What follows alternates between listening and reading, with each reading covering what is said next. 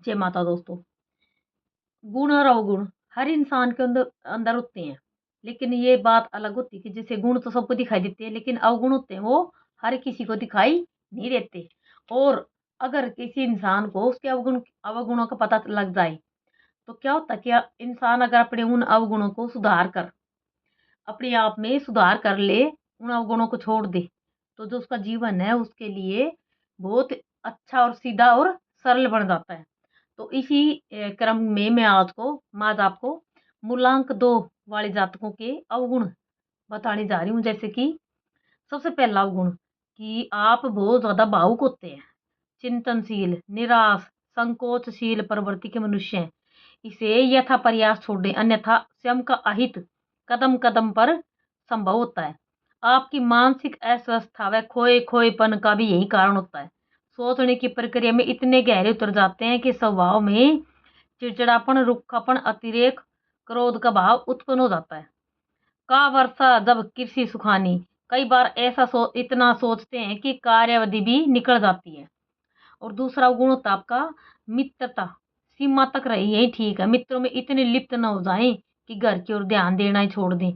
फलतः घरेलू वातावरण विषाक्त हो जाता है। अपनों की नजर से न गिर जाएं और मित्रों में व्यर्थ श्रम शक्ति व धन खर्च करने की आवश्यकता ना रखें, ना करें। घर के सदस्यों से अनबन हो जाती है और उस ओर ध्यान दें। और तीसरा, मानना आप श्रेष्ठ कलाकार है, पर यह ठीक नहीं कि आपकी कला का प्रसार ही न हो। आपकी कला अपने तक ही सीमित रह जाए। लोग जिसका लाभ न उठा सके वह कला किस काम की। कला के प्रचार प्रसार की ओर भी समुचित ध्यान दें। ऐसा करना आपके लिए हितकर होता है।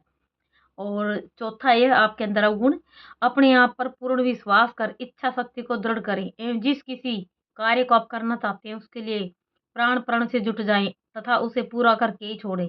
बलवान व्यक्ति आपको दबा जाते हैं, इससे बचें। और पांचवा अवगुण होता है आपके अंदर स्पष्ट वक्ता सुखी भवित, पर आप किसी बात को स्पष्ट कह नहीं पाते, अपितु भीतर भीतर कुढ़ते रहते हैं, जो अंततः तो गत्वा हीनता उत्पन्न कर देती है। अनेक बार यह दबाव विस्फोटक रूप ग्रहण कर अनेक रोगों को जन्म दे देता है। भोग अर्थात सेक्स की प्रवृत्ति को व्यर्थ दबाने के चक्कर में रोगों को निमंत्रण भी आप दे देते हैं। और छठा अवगुण होता है आपके अंदर, आप कोई कार्य करना चाहते हैं तो क्या पहले उसकी रूपरेखा बना लेना उचित नहीं होता। सुनिश्चित योजना बनाकर कार्य करें, भूल कर भी स्थायी योजना में रद्दोबदल न करें। उसी को पूर्ण करने में प्राण प्रण से लगे रहें, तो सफलता आपके कदम चूमेगी। जब तक एक कार्य पूर्ण न हो जाए, दूसरे कार्य में भूल कर भी हाथ ना डालें। और इससे आगे आठवां आपका जो अवगुण होता है कल्पना की उड़ान इतनी ऊंची न उड़े कि पांव जमीन पर ना टिके।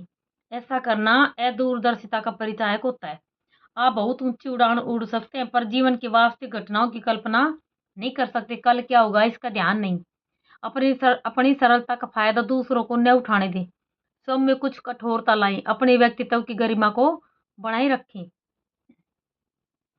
और नौवीं आपके अंदर जो अवगुण होता है वो होता है व्यर्थ सौंदर्योपासकता का त्याग करें तथा सादगी पर बल दें।